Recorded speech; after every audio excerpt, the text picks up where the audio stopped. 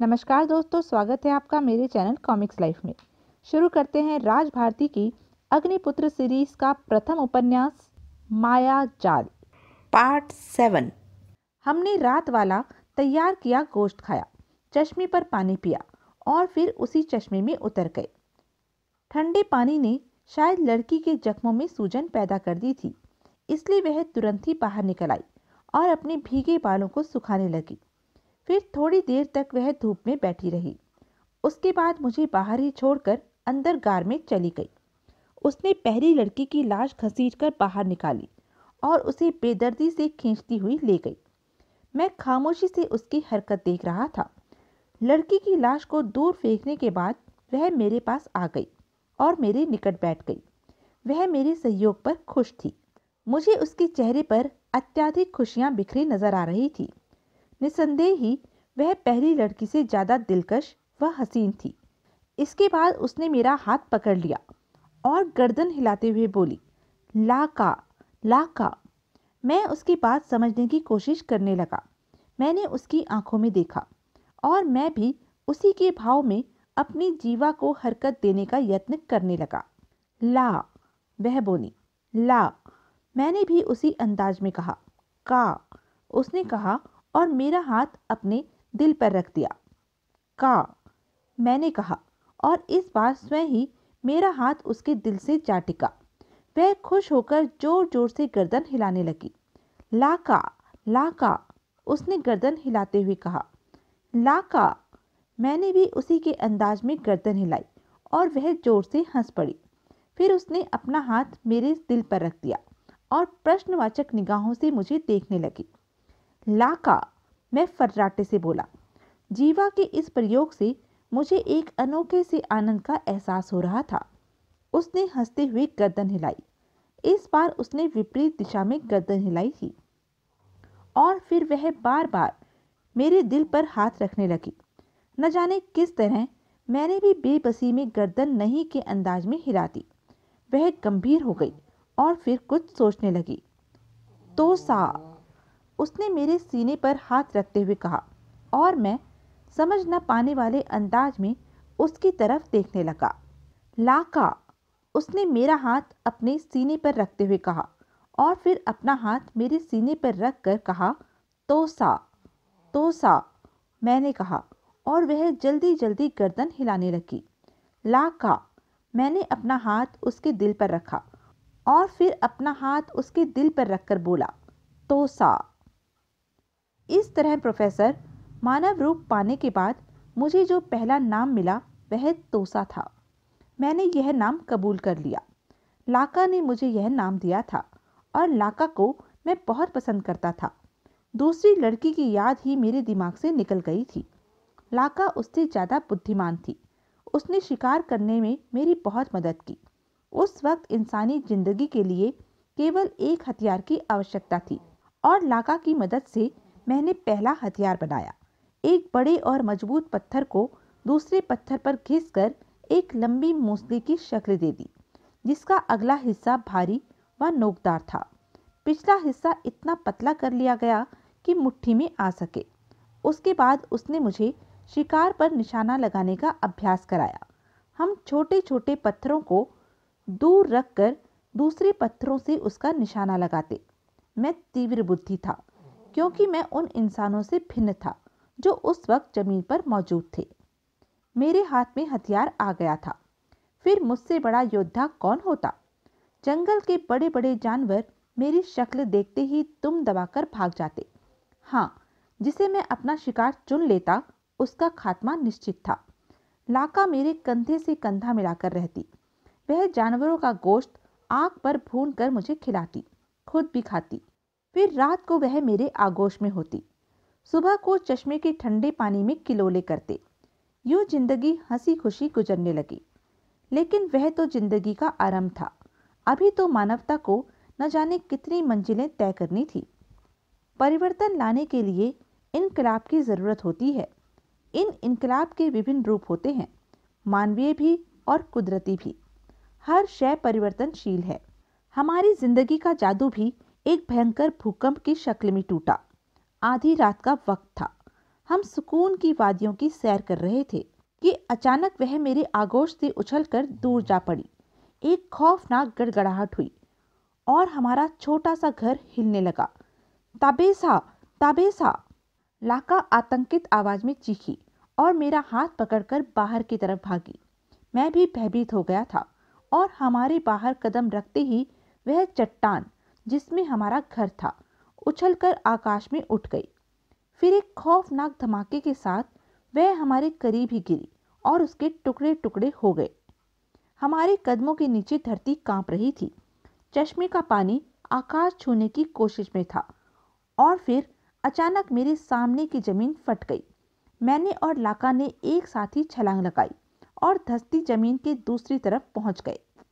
लाका बहुत भयभीत थी। उसने मेरा हाथ पकड़कर दौड़ना शुरू कर दिया। भूकंप बड़ा भयानक था। पहाड़ चूर चूर हो रहे थे।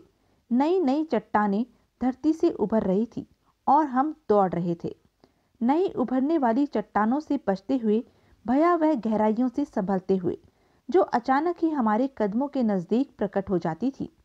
प्राय चट्टानें कुछ इस अंदाज में उभरती कि हम भी उनके साथ साथ ऊंचे उठ जाते और उनसे बचने के लिए हमें उन पर से छलांगे लगानी पड़ती। लाका अब दहशत से चीख रही थी और उसकी चीखें मुझे परेशान कर रही थी। दौड़ने वालों में हम अकेले ही नहीं थे।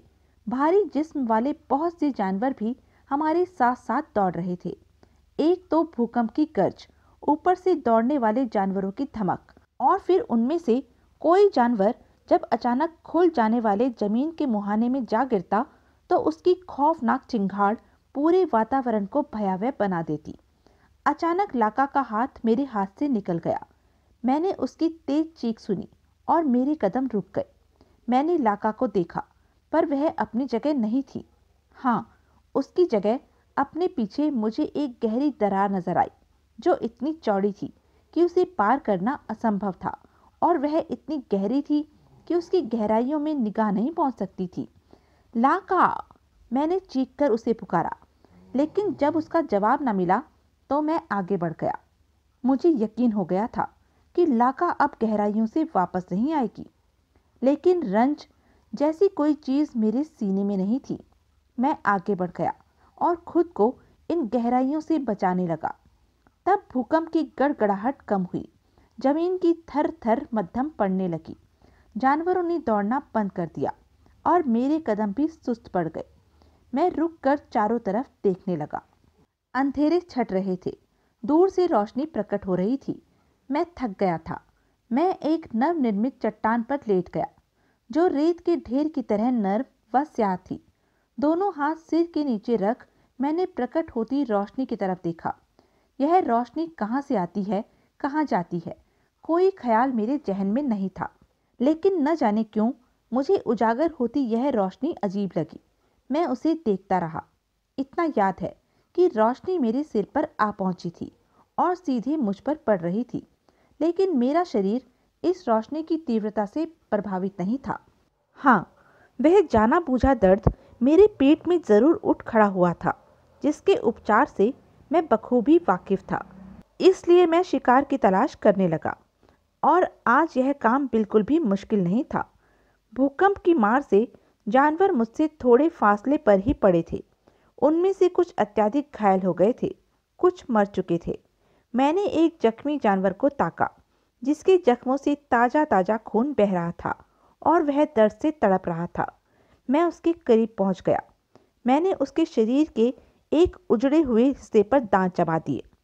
वह पीड़ा से चिंगाड़ उठा, लेकिन उसमें इतनी शक्ति नहीं थी कि वह विरोध करता।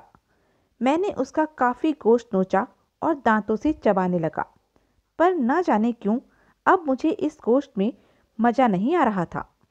मेरी साथी जिस तरह आग पर गोश्त को भून लेती थी, उससे गोश्त स्वादिष्ट हो जाता था, पर यहाँ ऐसा प्रबंध संभव नहीं था, और मैं इस सिलसिले में इतनी मेहनत नहीं करना चाहता था। इसलिए मैंने ऐसे ही गोश्त खा लिया और मेरा कष्ट जाता रहा।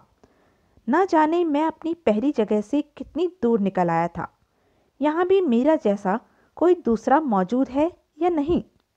मैंने चारों तरफ देखा, लेकिन मुर्दा जानवरों की लाशों और जंगली पेड़ों के अलावा और कुछ न था। तब मैं फिर उसी चट्टान की तरफ बढ़ गया जहां मैं सोता रहा था। फिर मेरी निगाह चट्टान के दूसरी तरफ उठ गई और मैं चकित सा ही उधर देखने लगा। दूसरी तरफ खौफनाक गहराइयां थी, लेकिन इन गहराइयों की सीमा नजर आ रही थी। भूरी सपाट रेत जिसका मैदान दूर जहां तक नजर जाती थी फैला हुआ था। उसके बाद लहरें लेता हुआ नीला पानी जो दूर आकाश से मिला हुआ था। यह दृश्य मुझे बड़ा सुंदर लगा। कैसा अनोखा था यह दृश्य। समुद्र मेरे लिए अजनबी नहीं था। इसकी तस्वीर मेरे जहन में न जाने कब से थी, लेकिन मैं तब उसे कोई नाम नहीं दे सका था।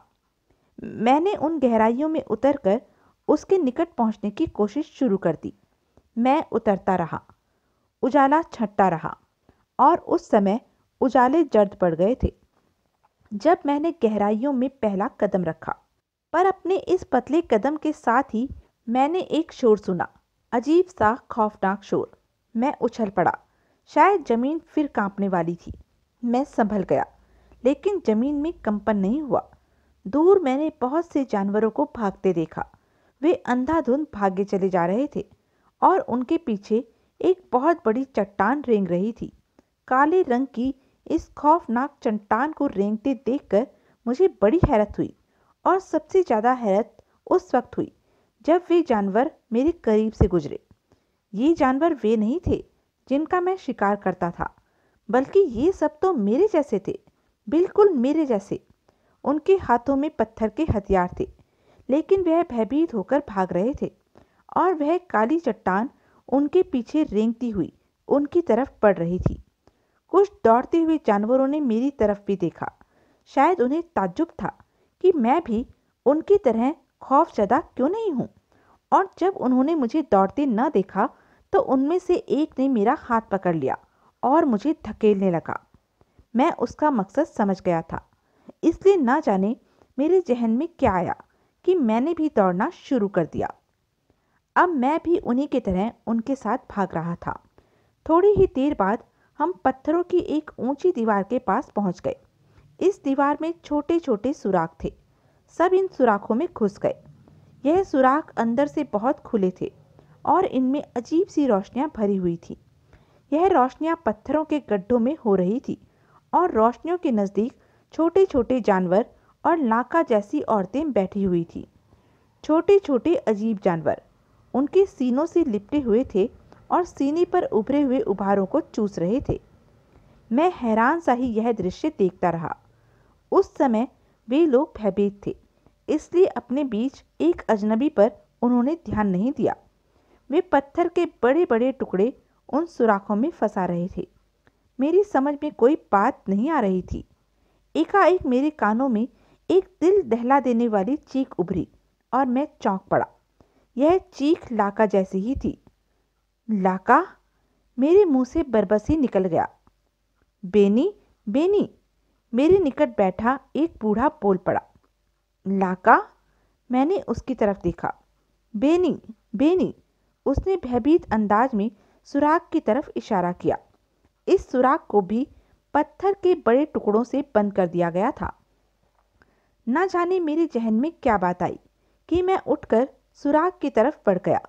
मैंने सुराख का पत्थर हटाया और बाहर निकल गया। वह काली गतिमान चट्टान ज़्यादा दूर नहीं थी। मैंने पहली बार उसे गौर से देखा। वह चट्टान नहीं थी, वह तो कोई अजीब जानवर ही था जो अपने काले स्याह खोल से गर्दन निकाल निकाल कर अपने करीब किसी नन्ही सी शय पर ले जाता और वह नन्ही सी शय उछलकर परे हट जाती। मैंने इस नन्ही सी शय को देखा। वह शय कद काठी में मेरे बराबर ही थी और बिल्कुल लाका जैसी ही थी। तेज चीखें उसके मुंह से निकल रही थी। मेरी आंखों में लाका घूम गई और मैं तेजी से उसकी तरफ बढ़ा। वह उछल उछल कर काले जीव की गर्दन से बचने की कोशिश कर रही थी और वह काला जीव बार बार गर्दन बढ़ाकर उसे अपने मुंह में लेने की कोशिश कर रहा था। मैं जानवरों के शिकार में निपुण था। हालांकि मेरा पत्थर का हथियार मेरे पास नहीं था, लेकिन दूसरे बड़े बड़े व नुकीले पत्थर चारों तरफ बिखरे पड़े थे। मैंने उन्हीं में से एक लंबा नुकीला पत्थर उठा लिया और फिर तेजी से उस काले जीव के पास पहुंच गया। वह मेरी तरफ से गाफिल पूर्वतः ही उसी कोमल सुंदर काया को हड़पने में प्रयत्नशील था। मैं उसकी गर्दन के पास पहुंच गया और उसकी गर्दन पर पूरी शक्ति से वार कर दिया। काला जीव तिलमिलाया और मेरी तरफ आकर्षित हो गया। उसके सिर के ऊपरी हिस्से पर दो बड़ी बड़ी आंखें थीं जो अंगारों की तरह दहक रही थी। उसने लड़की की तरफ से ध्यान हटा मेरी तरफ केंद्रित कर दिया था, लेकिन मैं उसके लिए आसान खुराक तो था नहीं। मैंने शीघ्र ही महसूस कर लिया कि वह खौफनाक जीव अपनी गर्दन को तेजी से हरकत नहीं दे सकता और उसे अपने पहाड़ जैसे जिस्म को हरकत देने के लिए गर्दन समेटनी पड़ती है। उसका विशाल शरीर भयावह जरूर था, लेकिन उसकी गर्दन पर काबू पाना बड़ी बात नहीं थी।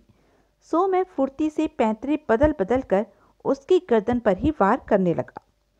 मेरे हर वार पर वह काला जीव तिलमिला उठता था, लेकिन वह मेरा कुछ भी नहीं बिगाड़ सकता था। एकाएक मुझे एक ख्याल आया और इस बार मैंने उसकी आंख का निशाना लिया और फिर मेरे हाथ का नुकीला पत्थर पूरे वेग से उसकी आंख में घुस गया। छपाक की आवाज उभरी और उसके साथ ही उस जीव का मुंह खुल गया। एक तेज व खौफनाक दहाड़ सुनाई दी और उस जीव ने अपनी गर्दन अपने शरीर में समेट ली। फिर उसका चट्टान जैसा जिस्म पीछे सरकने लगा। वह बहुत तेजी से पीछे जा रहा था। मैंने कुछ और पत्थर उठा लिए और पूरी ताकत से ही उसके जिस्म पर मारने लगा। इन चोटों से घबराकर वह तेजी से पीछे हटा और फिर पलटकर इस विद्युतीय गति से भागा कि मैं हैरान रह गया। मेरा यह ख्याल गलत था कि वह तेज नहीं दौड़ सकता। उसी क्षण सुराखों में शोर उबल पड़ा। चीखते चिल्लाते लोग बाहर निकल आए थे। अब वे भी मेरी तरह काले जीव पर पत्थर बरसा रहे थे। उनमें वह भी शामिल थी जो उस जीव के चंगुल में फंस गई थी। यहाँ तक कि वह विशालकाय काला जीव पानी में घुस गया और फिर वह समुद्र की गहराइयों में गायब हो गया। पत्थर मारने वाले रुक गए थे। एक लम्हे के लिए खामोशी छा गई और फिर वह शोर मचाने लगे, वानाको वानाको। और फिर सब वानाको वानाको चीखते हुए मेरे गिर्द नाचने लगे। बाद में मुझे इस शब्द का अर्थ मालूम हुआ। वह मुझे सफल शिकार करने वाला बहादुर कह रहे थे। फिर कुछ ऐसे लोग जिनके बाल बहुत बड़े हुए थे मेरे पास आए और उनमें से एक ने कहा, कोबे कोबे, लेकिन उनकी बात मेरी समझ में नहीं आई थी। तब उसने मेरे सीने पर हाथ रखकर कहा, कोबे। मैं उसकी बात समझने की कोशिश कर रहा था। तब वह अपने सीने पर हाथ रखकर बोला, आताम आताम। फिर उसने मेरे सीने पर हाथ रखा, कोबे। और इस बार उसकी बात मेरी समझ में आ गई और इसके साथ ही लाका का दिया हुआ नाम भी याद आ गया। तोसा, मैंने जवाब दिया, तोसा। वह खुशी से चीखा और फिर उसने दूसरों की तरफ मुंह करके कहा, तोसा। और वे सब खुशी से तोसा तोसा चीखने लगे। उन्होंने मेरे गिर्द घेरा बना लिया था और वे नाच रहे थे। उनमें लाका जैसी औरतें भी शामिल थी और मर्द भी। फिर वह भी आ गई जो जीव के सामने असहाय फंस गई थी। वह मेरे बिल्कुल निकट पहुंच गई। उसके हाथों में खूबसूरत पत्थरों की एक माला थी जो उसने सम्मान प्रदर्शन के तौर पर मेरी गर्दन में डाल दी। सब लोग एकदम खामोश हो गए। वे मुझसे दूर रह गए। सिर्फ यही लड़की अब मेरे करीब थी। माला डालने के बाद उसने अपने सिर के लंबे खूबसूरत बालों में से कुछ बाल तोड़े और उन्हें एक गुच्छे की शक्ल में मोड़ने लगी। फिर उसने वे बाल मेरी माला में बांध दिए। फिर उसने मुझे गले से लगा लिया। मेरे उसे गले लगाते ही शोर उठ गया और यूं प्रोफेसर, उसने मुझे अपना स्वामी स्वीकार कर लिया था। आज की भाषा में आप उसे मेरी बीवी समझ सकते हैं। वह चुप हो गया। फिर उसने मुस्कुराते हुए बाला, कविता और फिर प्रोफेसर की तरफ देखा। सुंदर लड़कियों, क्या तुम मेरी आप बीती से उकताहट महसूस कर रही हो? लेकिन ठहरो, तुम बैठे बैठे थक गए होंगे। आओ कुछ चहलकदमी हो जाए। तुम्हारी दास्तान एक इतिहास है नौजवान। यह सब इस युग में अज्ञात नहीं रहा है। इस बारे में बहुत कुछ लिखा जा चुका है, पर तुम्हारी कहानी इसलिए दिलचस्प है कि तुम खुद को एक पात्र बनाकर पेश कर रहे हो। अगर बुरा ना मानो नौजवान, तो मैं तो यही कहूँगा कि तुम एक निपुण कथावाचक हो और तुम्हारी कथा आधुनिक इंसान को बेशक उसी माहौल में ले जाती जिसकी कहानी सुनाई जा रही है। हकीकत क्या है यह तो तुम ही जान सकते हो, प्रोफेसर दयाल ने साफ शब्दों में कहा। मैं तुमसे अविश्वास की शिकायत नहीं करूंगा माननीय बुजुर्ग। हाँ, वक्त मेरी सच्चाई का सबूत खुद दे देगा और एक दिन तुम अपनी जुबान से कहोगे कि मेरा एक एक शब्द ठीक है, उसने मुस्कुराते हुए कहा और उठ खड़ा हुआ। वह उन्हें लेकर अंदरूनी बगीचे में आ गया था। प्रोफेसर दयाल और उसकी दोनों बेटियां इस जगह को पहले भी देख चुकी थी, पर इस समय वह जगह और भी अधिक आकर्षक लग रही थी। वे सब कोमल हरी घास पर बैठ गए। तब प्रोफेसर दयाल बोले, इस गुफा से बाहर दूसरी तरफ असंख्य विषैले जीव जंतु है, क्या वे रेंगकर यहाँ नहीं आ सकते? यह रहस्यमय दुनिया मेरी सदियों की मेहनत है। इसे बनाने में बड़ी मेहनत करनी पड़ी है मुझे। हर बार जब मैं यहाँ आराम करने आता हूँ तो आवश्यकता के अनुसार परिवर्तन कर लेता हूँ। विषैले जीव जंतु यहाँ नहीं फटक सकते, उनके लिए एक सीमा निश्चित कर दी गई है। उस सीमा रेखा में वे दाखिल होने की कोशिश करेंगे तो तड़प तड़प कर मर जाएंगे। भूकंप तूफान इस दुनिया को प्रभावित नहीं कर सकते, क्योंकि उस स्थिति में वे पहाड़ नर्म रबड़ ही साबित होंगे। मैं तुम्हें विश्व का सबसे ज्यादा बुद्धिमान व रहस्यमय वैज्ञानिक कह सकता हूँ, प्रोफेसर बोल उठा। हम आगे की कहानी सुनने के लिए बेचैन हैं मिस्टर, बाला ने कहा और वह मुस्कुराकर उसे देखने लगा। फिर वह एक गहरी सांस ले आगे सुनाने लगा। उसका नाम बेनी था। दुनिया बहुत सिमटी हुई थी। छोटे छोटे इंसानी गिरोह करीब करीब रहते थे, लेकिन एक दूसरे से अपरिचित थे। वह अपनी दुनिया स्वयं तक ही सीमित समझते थे। उनमें से कुछ अभी जिंदगी और उसकी ज़रूरतों से भी अनजान थे। कुछ जो बुद्धि का प्रयोग सीखते जा रहे थे, अपनी ज़रूरतें पूरी करने को अनजाने में ही सफल होते जा रहे थे। पर तब ज़रूरतें सीमित थी, इसलिए क्रियाकलाप भी उन्हीं के गिर्द घूमते रहते थे। वे लोग शिकार व औरत के लिए लड़ते झगड़ते थे। सरदार के नेतृत्व का सिस्टम चल निकला था। जो सबसे बुद्धिमान और शक्तिशाली होता उसे सरदार बना दिया जाता। उसी के नेतृत्व में सब काम होते, शिकार होता और खुराक सब में बांट दी जाती। औरतें भी उनके साथ रहने लगी। इसमें औरत की पसंद का भी ख्याल रखा जाता था। वैसे उस समय पसंद की कोई कसौटी निश्चित नहीं थी। कुछ रस्मों रिवाज भी प्रचलन में आ गए थे। इन्हीं रस्मों रिवाज को मुझे भी पूरा करना पड़ा था। मुझे समुद्र के पानी में नहलाया गया और फिर मेरे जिस्म पर जलने वाली चर्बी मली गई, जिससे मेरा जिस्म चिकना व चमकदार हो गया। यह उस वक्त का श्रृंगार था। इन लोगों ने चर्बी जलाने की युक्ति ढूंढ निकाली थी।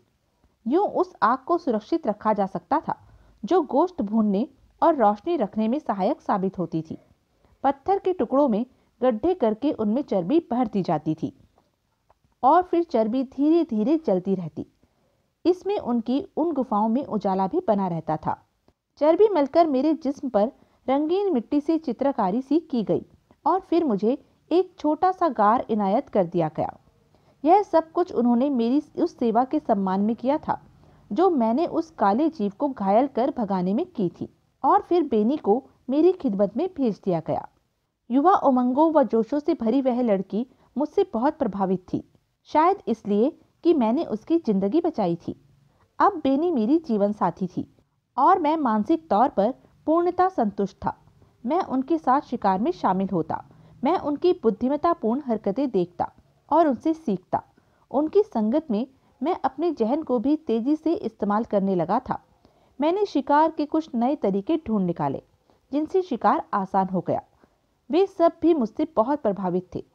एक शाम हम सब एक खौफनाक लंबे सींग वाले गैंडे का शिकार कर रहे थे। वह विशालकाय गैंडा बहुत खौफनाक था और इस बस्ती का सरदार पत्थर के हथियार लेकर उसके सामने डट गया था। लेकिन वह गैंडे को मार पाने में असफल रहा और एक बार गैंडे का वार चल गया। उसका लंबा और नुकीला सींग सरदार के सीने में उतर गया और सरदार का शरीर उसके सींग में फंसकर रह गया। गैंडा इस धसे शरीर से जान छुड़ाने को भाग रहा था और हम उसका पीछा कर रहे थे, लेकिन सरदार का खून उछलकर गैंडे की आंखों को धुंधला कर रहा था। अंततः एक बार ठोकर खाकर वह गिरा और फिर संभल न सका। हमने उसका शिकार कर लिया, लेकिन सरदार मर चुका था। लेकिन मेरे जहन में एक ख्याल घूम रहा था। गैंडे का यह सींग पत्थर के हथियारों से अधिक मजबूत है। सरदार की लाश को गैंडे के सींग से निकाल लिया गया। लोगों ने उसे दस्तूर के मुताबिक एक बड़े पत्थर पर रख दिया और शिकार लेकर वापस गारों में आ गए। दूसरे लोग भी अपने अपने शिकार ले आए थे। मांस सब लोगों में बांट दिया गया, जिसे भूनने के बाद सब खाने में मगन हो गए। बेनी मेरे साथ गार में थी। मैं और वह गोश्त ले आए थे। मैं विशेष तौर से गैंडे का सींग ले आया था, जिसे मैं एक हथियार का रूप देना चाहता था। पेट भरने के बाद मैं और बेनी प्यार व मोहब्बत की बातें करने की बजाय गैंडे के सींग को साफ करने लगे। मैंने उसकी नोक देखी और ख्याल आया कि जिस तरह यह नोक सरदार के सीने में उतर गई थी, उसी तरह वह मेरे हाथों किसी भी जानवर के सीने में उतर सकती थी। मैंने सींग के किनारों पर लगे सारे मांस को दांतों से छील छील साफ कर डाला। इस सींग में मेरा हाथ आसानी से ही अंदर तक चला जाता था। बेनी दिलचस्पी से मेरे इस हथियार को देख रही थी। वह हथियार से संतुष्ट हो गई, तो मैंने उसे एक तरफ रख दिया। दूसरे दिन बस्ती के बूढ़ों ने नए सरदार के चुनाव का फैसला किया। उस दिन एक खास अंदाज से शिकार खेला गया, यानी कि लोग टोलियों में बंटकर शिकार करने नहीं गए थे, बल्कि एक साथ ही निकले थे। इस बार सबसे पहले जो शिकार सामने आया वह एक विशालकाय खूंखार जंगली भैंसा था, जिसकी नाक से शोले निकल रहे थे। एक बलिष्ठ आदमी को उसके शिकार को भेजा गया और वह अपना पत्थर का हथियार ले उसकी तरफ बढ़ गया, लेकिन भैंसा उससे अधिक शक्तिशाली और चालाक था। उसने देखते ही देखते हमारे उस बलिष्ठ साथी को हलाक कर दिया। मैंने अपना नया हथियार अपने हाथ पर चढ़ा लिया था और इसे प्रयोग करने के लिए तैयार था। भैंसा उसे हलाक करने के बाद गिरोह पर हमलावर हो गया, लेकिन इस भयावह स्थिति में भी उन्होंने संगठित रूप से उसका सामना नहीं किया, बल्कि एक आदमी को उसके मुकाबले पर छोड़ दिया गया। लेकिन वह बेचारा भैंसे की एक टक्कर भी नहीं झेल सका। मैंने महसूस किया कि हमारा गिरोह बिखर कर फरार होने की कोशिश में है। कोई भी उस खूंखार भैंसे के मुकाबले में नहीं आ रहा था। तब मैंने अपने नए हथियार को आजमाने का फैसला किया और गिरोह के बिखर जाने से पहले ही उस भैंसे की तरफ लपका। खूनी भैंसा 2 आदमियों को खत्म कर अपनी ताकत का अंदाजा लगा चुका था, इसलिए उसने नए प्रतिद्वंदी यानी मुझे भी सींगों पर रखने की कोशिश की, लेकिन मैं फुर्ती से उसका वार बचा गया और अपने मजबूत हथियार से उल्टे उसकी पसलियों पर वार कर डाला। भैंसे के लिए यह चोट अप्रत्याशित थी। उसके कदमों ने ठोकर खाई और इसी बीच मैंने दूसरा वार उसके सीने के नर्म हिस्से पर किया, जहां पसलियां नहीं थी। मेरे बलिष्ठ हाथ की शक्ति और फिर नोकदार सींग, भैंसे के सीने से खून का फव्वारा फूट गया। फिर मेरे एक के बाद दूसरे निरंतर कई भरपूर वारों ने आखिर उसे चिंघाड़ते हुए जमीन सूंघने पर मजबूर कर ही दिया। तब चारों तरफ से तोसा तोसा की आवाजें उठने लगी। इस तरह मैं उस बस्ती का सरदार बन गया। अब मेरी सरदारी में शिकार होता और मैं उनकी समस्याएं हल करने वाला बन गया। प्रोफेसर दयाल, यूं जिंदगी बीतती गई। हम प्रगति करते रहे। जानवरों की बेकार हड्डियों से मजबूत हड्डियां छांट ली गई और उनके टेढ़े सीधे लंबे हथियार बनने लगे। अब पूरे गिरोह ने पत्थरों के हथियार छोड़ इन हड्डियों के हथियारों का प्रयोग शुरू कर दिया था। बेनी बूढ़ी हो गई। उसके 4 बच्चे हुए, जिनमें से 3 लड़के और 1 लड़की थी। हमने उन नन्हे फूलों की प्यार से ही परवरिश की, लेकिन मैं आश्चर्यजनक तौर पर जवान था। मेरे अंदर कोई परिवर्तन नहीं हुआ था। फिर एक दिन बेनी बीमार हो गई। उसे बुढ़ापे की बीमारी थी और वह मर गई। उसकी लाश एक पत्थर पर रख दी गई। अब मैं फिर अकेला था। मेरे सामने पैदा होने वाले बच्चे जवान हुए और फिर बूढ़े हो गए, लेकिन मैं वही था। मैं उन लोगों से भिन्न था और अब मुझे एक लंबा अनुभव भी था। मेरा दिल वहां से उकता गया। उन लोगों के साथ जिंदगी एक घेरे में कैद सी होकर रह गई थी। मैं भी इस जिंदगी से उकता गया था। फिर एक शाम मैंने अपने मजबूत हथियार लिए और उनसे जुदा हो गया। मैं समुद्र के किनारे किनारे सफर करने लगा। मुझे किसी नई दुनिया की तलाश थी। सूरज डूबते रहे, उभरते रहे और मैं सफर करता रहा। एक सुबह जब मैंने इर्द गिर्द निगाह दौड़ाई तो मैं एक हरी भरी घाटी में खड़ा था। चारों तरफ पेड़ झूम रहे थे और इन पेड़ों पर अजीब से घोंसले बने हुए थे। इन घोंसलों में मुझ जैसे ही असंख्य इंसान मौजूद थे। मैं इस नई दुनिया को देखकर बहुत खुश हुआ। दूर जहां तक नजर जाती समुद्र ठांठे मार रहा था। रोशनी होते ही पेड़ों के ये निवासी नीचे उतर आए। उन्होंने मुझे देखा और कह कह लगाने लगे। मैं भी उन्हें गौर से देखता रहा। इन लोगों ने पेड़ों के पत्तों से जिस्म के भाग ढके हुए थे। यह सभ्यता के करीब के इंसान थे। मैं भी उनके कहकहों के जवाब में कह कह लगाने लगा। मैंने उनसे दोस्ती की इच्छा व्यक्त की और उन्होंने मुझे दोस्त मान लिया। मुझे एक पेड़ पर ले जाया गया। मुझे पेड़ पर चढ़ना नहीं आता था, इसलिए कुछ लोगों ने मेरी पेड़ पर चढ़ने में सहायता की और मैं उनके मकान देखकर चकित रह गया। उन्होंने अपनी ज़रूरतें जिस तरह पूरी की थी, उन्हें देखकर मुझे हैरत ही हुई। और पहली बार उन लोगों के साथ मैंने गोश्त के अलावा और चीज़ें खाई। ये फल और सब्जियां थी। मैं केवल मांस के स्वाद से परिचित था। पहले यह सब्जियां मुझे पसंद नहीं आई, लेकिन मैं उनकी सभ्यता को अपनाना चाहता था, इसलिए मैंने अपनी अरुचि प्रकट ही नहीं होने दी। उन्हीं की तरह मैंने अपने शरीर के अंगों को पत्तों से ढका और उनमें शामिल हो गया। उनका बर्ताव भी मेरे प्रति अपनत्वपूर्ण था। वह मुझ में काफ़ी दिलचस्पी ले रहे थे। मुझे कोई अनोखा जीव ही समझ रहे थे। यहाँ भी सरकारी शासन की परंपरा थी। उनका सरदार एक नौजवान और हुष्ट-पुष्ट मर्द था। उसकी दर्जनों बीवियां थीं और एक विशाल पेड़ पर वह एक बहुत बड़े मकान में रहता था। ये लोग बोलचाल की भाषा का प्रयोग करते थे और इसमें उन्होंने काफ़ी प्रगति भी कर ली थी। कुछ लोगों ने मुझे अपनी भाषा सिखानी आरंभ कर दी। मैं बुद्धिमान तो था ही, समझने की भी अद्भुत शक्ति थी मुझ में। मैं आसानी से ही उनकी भाषा सीखने लगा। वह सब मुझसे बड़े खुश थे और मैं भी उन्हें पूरा पूरा सहयोग देता था। मैं एक लंबा जीवन बिता चुका था और अब जिंदगी के बहुत से राज मेरी समझ में आ चुके थे।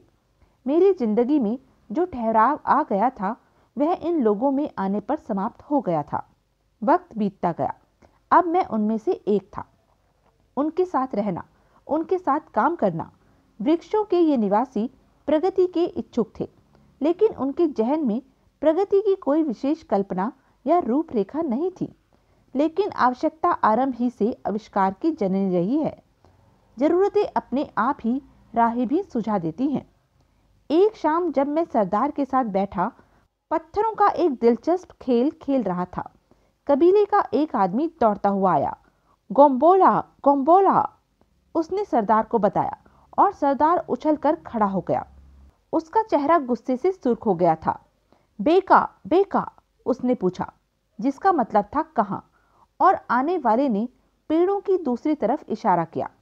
सरदार ने उसका हाथ पकड़ा और चल दिया। मैं भी सरदार के साथ था। गोम्बोला, सरदार ने मुझसे कहा, लेकिन मैं तो गोम्बोला के बारे में कुछ नहीं जानता था। मैं चलता रहा। दूसरे बहुत से लोग भी हमारे साथ शामिल हो गए थे। पेड़ों की दूसरी तरफ हमने कुछ लोगों को आते देखा। उनके हाथों में लंबे लंबे बांस थे, जिनके सिरों पर इंसानी खोपड़ियां, परिंदों के पंख और ऐसी ही दूसरी अजीबोगरीब चीजें बंधी हुई थी। वह सब एक कतार में हो इसी तरफ आ रहे थे। मैंने सरदार का चेहरा देखा। सरदार शायद गुस्से में था और दांत पीस रहा था। ज्यों-ज्यों वे करीब आते गए, सरदार के गुस्से में बढ़ोतरी होती गई। आने वाले भी पत्ते लपेटे हुए थे और उनके शरीर पर रंग बिरंगी मिट्टी से खिंची लकीरें थी। क्यों आए हो? सरदार ने गुस्से से कांपते हुए पूछा। तुमने इस तरफ का रुख क्यों किया है? आने वालों में सबसे आगे वाले व्यक्ति ने छोटे छोटे स्याह टुकड़े सरदार की तरफ बढ़ा दिए। वह पेड़ों की स्याह छाल थी जिस पर चिन्ह खुरचे हुए थे। वे लोग सरदार की भाषा नहीं समझते थे और सरदार इन टुकड़ों की भाषा नहीं समझता था। उसने इन टुकड़ों को गौर से देखा और फिर उन्हें एक तरफ फेंक दिया। फिर उसने अपने आदमियों को इशारा किया। वे सब आने वालों पर टूट पड़े। मैंने इंसान का इंसान को शिकार करने का तमाशा दूसरी बार देखा।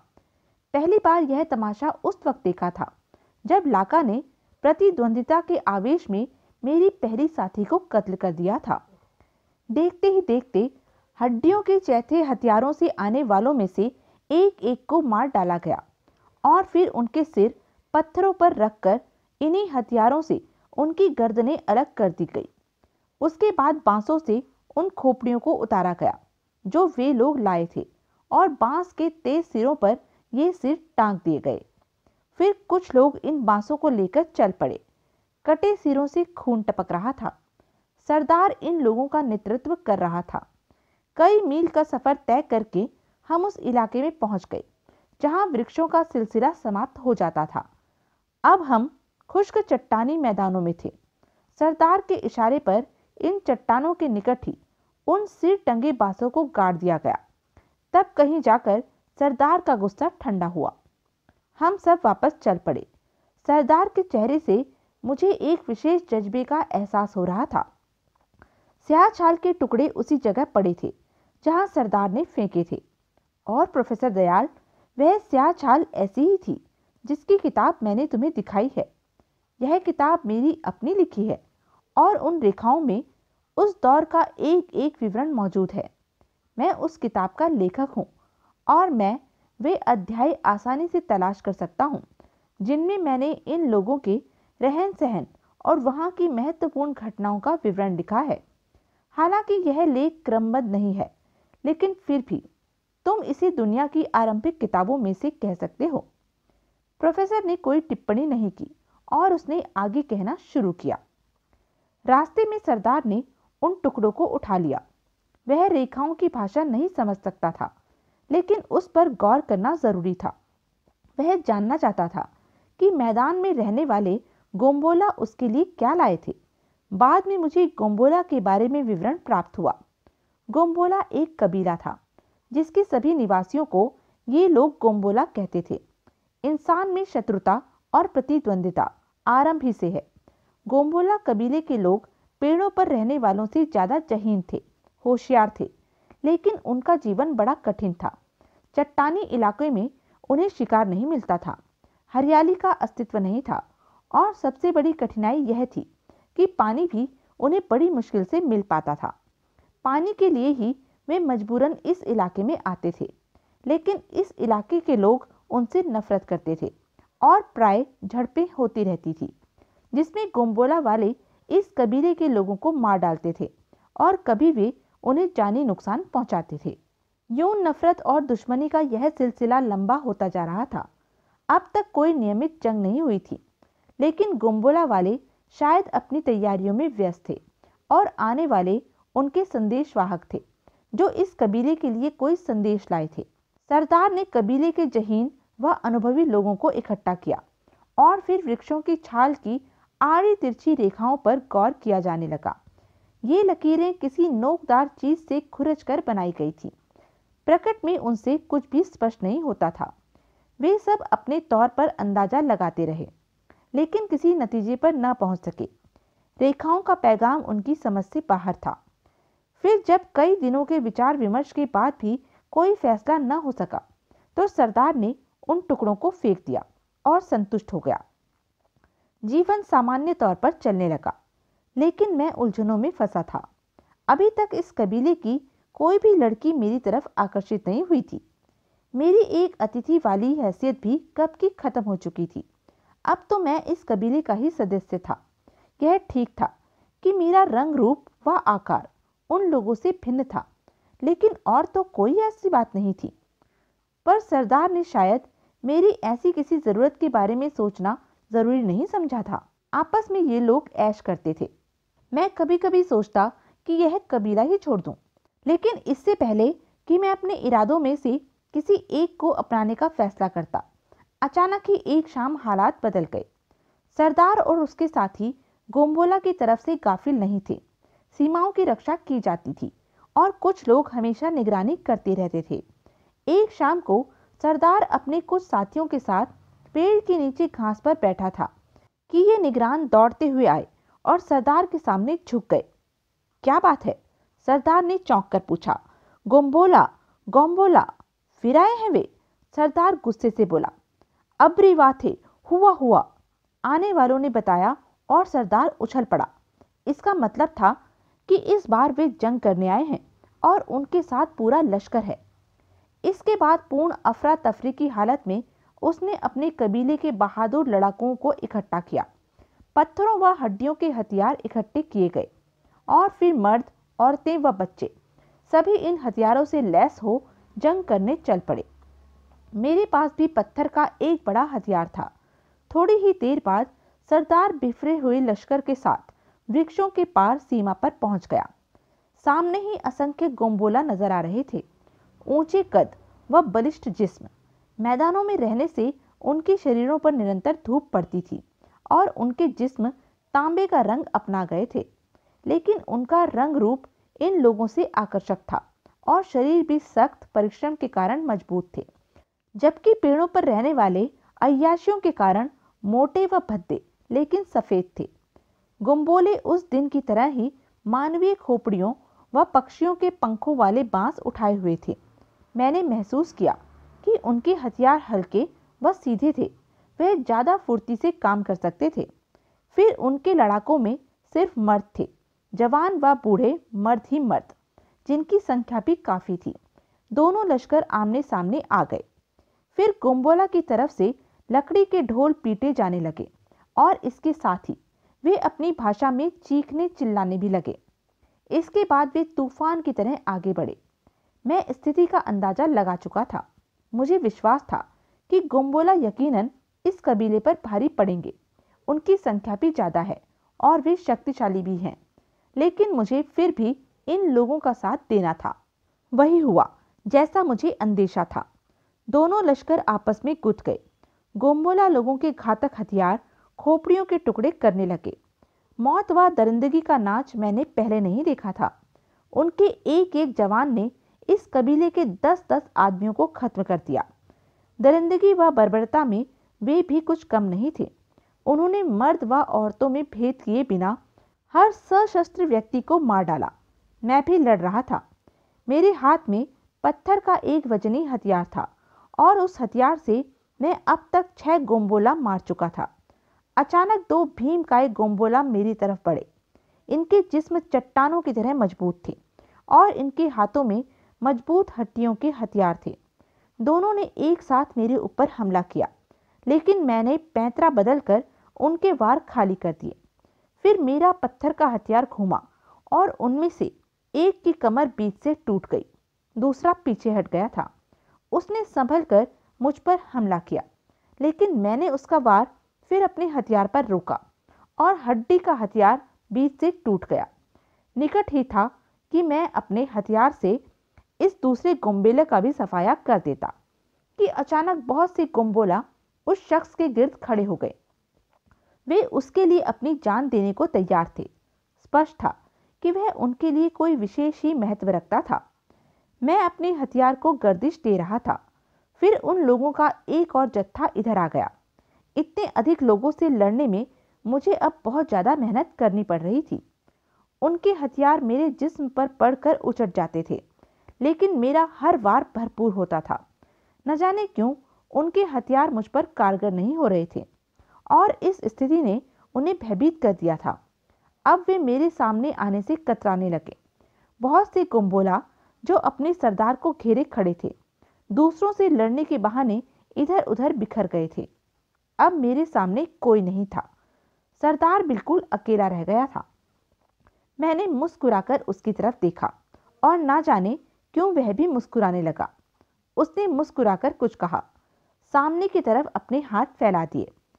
मैंने कबीले वालों को देखा और हैरान रह गया। लगभग सभी काम आ चुके थे। जो बाकी बचे थे वह फरार हो रहे थे। उन्हें शिकस्त हो रही थी। यह सब मेरी आशा के अनुकूल ही था। मैं उन्हें देखता रहा और फिर मैंने अपना हथियार फेंक दिया। मेरे हथियार फेंकते ही कई गोम्बोला अपने हथियार संभाले मेरी तरफ लपके। उनके इरादे खतरनाक थे, लेकिन उसी वक्त उनका सरदार चीखा। उसने ऊंचे स्वर में ही अपने आदमियों से कुछ कहा। वे सब रुक गए और फिर वापस पलट गए। तब वह शख्स आगे बढ़ा। उसने मेरा हथियार उठाया, मेरे हाथ में दिया और फिर मेरा हाथ पकड़कर अपने बाजू पर रख लिया। यह दोस्ती का प्रदर्शन था। उसके चेहरे से मैंने यह अंदाजा लगाया कि वह दोस्ती चाहता है और वह मुस्कुरा रहा था। मैं भी मुस्कुरा दिया। फिर उसने मुझे साथ आने का इशारा किया और मैं उसके साथ चल पड़ा। जगह जगह स्थानीय लोगों की लाशें फैली हुई थी। बहुत से जख्मी पड़े हुए थे। गोम्बोला उन्हें चुन चुन कर जान से मार रहे थे। मुझे अब इस दृश्य से कोई दिलचस्पी नहीं रह गई थी। पराजित लोग मेरे नहीं थे। मैं तो उनके बीच एक अजनबी की सी जिंदगी बिता रहा था। पूर्ण विजय प्राप्त करने के बाद गोम्बोला एक जगह एकत्रित हुए। उनके भी बहुत से साथी मारे गए थे। फिर मेरे साथी ने, जिसे वे लोग आके कहकर पुकार रहे थे, अपनी जुबान में चीख कर कुछ कहा और सभी लोग लाशें उठाने पर पिल पड़े। वे लाशों को कंधों पर रखकर कहीं दूर ले जा रहे थे। मेरा भीमकाय साथी एक ऊंची जगह पर खड़ा यह काम देख रहा था। उसे एहसास हो गया था कि मैं उसकी भाषा नहीं समझता, इसलिए वह कभी कभी इशारों में ही मुझसे बातचीत कर रहा था। अगर मैं उसके इशारे को समझ लेता तो उसे जवाब भी दे देता। उसने मेरे नाक, चेहरे और आंखों पर हाथ फेरते हुए इशारा किया कि मेरा रंग, रूप व बनावट उस कबीले वालों से भिन्न है। क्या मैं उनमें से नहीं हूँ? और जब 2-3 बार उस हरकत को दोहराने पर मैं उसकी बात समझ गया तो मैंने गर्दन हिला दी। मैंने बताया कि मैं दूर से आया हूँ, और दूर से, जहाँ धरती आकाश से मिलती है। उसने समझ जाने वाले भाव में गर्दन हिला दी। पूरा इलाका लाशों से साफ करके वे चल पड़े। उनका पूरा लश्कर मैदानों की तरफ वापस जा रहा था। मैं भी आके के साथ था। वह मुझसे बड़े दया भाव से ही पेश आ रहा था। मैंने भी उसकी मित्रता स्वीकार कर ली। वह कबीला था या वे लोग, मेरे लिए दोनों ही अजनबी थे। फिर यह विजयी थे और मुझे तो किसी के साथ जिंदगी बितानी ही थी। एक लंबे सफर के बाद हम उन मैदानों में पहुंच गए जहां यह कबीला आबाद था। मैं उनका रहन सहन देखकर दंग रह गया। उन लोगों ने मैदानों में मकान बना रखे थे। चट्टानों, पत्थरों को चुन चुन कर उन्होंने दीवारें खड़ी की थी और उन पर लकड़ी व घास की छतें डाली थी। यानी कि मानसिक रूप से वे बहुत प्रगतिशील थे। उन्होंने मकानों की शुरुआत कर ली थी। मैंने इन मकानों को हैरत से देखा। वैसे मुझे यह मकान बहुत पसंद आए थे, विशेषकर उन पर लकड़ी और घास का प्रयोग। यह लकड़ी उन्होंने न जाने कहां से प्राप्त की थी, शायद पेड़ों भरे उस क्षेत्र से चोरी छिपे। लेकिन अब यह पूरा इलाका उन्हीं का था और अब उनकी प्रगति की राहें खुल गई थी। मकानों की इस बस्ती से दूर औरतों, बूढ़ों, बच्चों के एक जबरदस्त हजूम ने अपने विजयी जवानों का स्वागत किया। वे सब रंगीन पर हिला रहे थे, खुशी से चीख रहे थे। उनकी औरतें भी उनकी तरह लंबे कद व सुंदर रंग रूप की मालिक थीं। उन्होंने अपने जिस्म विभिन्न पंखों से ढके हुए थे। रंग बिरंगे परों में छुपी हुई तांबे की रंगत और सुनहरे बालों वाली ये औरतें व लड़कियां मुझे बहुत पसंद आई। स्वागत करने वालों में सबसे आगे एक भीमकाय डिल डॉल वाला बूढ़ा खड़ा था, जिसके सीने पर लंबी दाढ़ी लहरा रही थी। सिर पर परों की टोपी थी और जिस्म पर पत्थरों से तराशे हुए टुकड़ों के बेशुमार हार पड़े हुए थे, जिससे उसका पूरा शरीर ढका हुआ था। उसकी आंखें बड़ी बड़ी व रोशन थी और चेहरे पर एक अनोखी सी आभा व जलाल था। दूसरे सभी लोग उसके पीछे खड़े थे। अब तक मैं उस नौजवान को सरदार समझ रहा था, लेकिन मैंने उसे भी बूढ़े के सामने उसके कदमों में झुकते देखा। यानी कि यह बूढ़ा गोम्बोला के लिए खास महत्व रखता था। विजयी गोम्बोला पूरी रात खुशियां मनाते रहे। मेरा दोस्त मुझे अपने साथ अपने मकान में लाया। चुने हुए पत्थरों का यह मकान अंदर से बड़ा खूबसूरत था। नर्म घास बिछाकर सोने का बंदोबस्त किया गया था। जानवरों के सूखे सिरों से उसे सजाया गया था और जगह जगह पत्थरों में रंगीन पर फंसाए हुए थे। हड्डियों के नाजुक हथियार सजे हुए थे। यह मेरी जुबान न समझने के कारण बेचैन थे, लेकिन मजबूरी थी। हम इशारों में ही बातचीत करते रहे। फिर काफ़ी रात बीते वह मेरे लिए भुने हुए गोश्त के टुकड़े लाया और एक पत्थर के प्याले में पानी। उसने भी मेरे साथ ही खाना खाया और फिर जश्न दिखाने ले गया, जो अर्थहीन उछल कूद तक सीमित था। चर्बी की मशालें रोशन थी और उनकी धुंधली रोशनी में लड़कियां और नौजवान उछल रहे थे। वह जीत के नशे में मस्त थे। जीते हुए क्षेत्र को फिलहाल यूं ही छोड़ दिया गया था। मुझे वहाँ का माहौल बड़ा पसंद आया। दूसरी सुबह मैंने पूरी बस्ती की सैर की। इन लोगों ने काफ़ी तरक्की कर ली थी। एक विशेष नियम के अनुसार काम कर रहे थे। कोई बुद्धिमान व्यक्ति इनका हर काम में मार्गदर्शन कर रहा था। तो यह थी अब तक की कहानी। आगे की कहानी जानने के लिए बने रहें मेरे साथ। और हाँ, मेरे चैनल को लाइक, शेयर और सब्सक्राइब करना ना भूलें। धन्यवाद।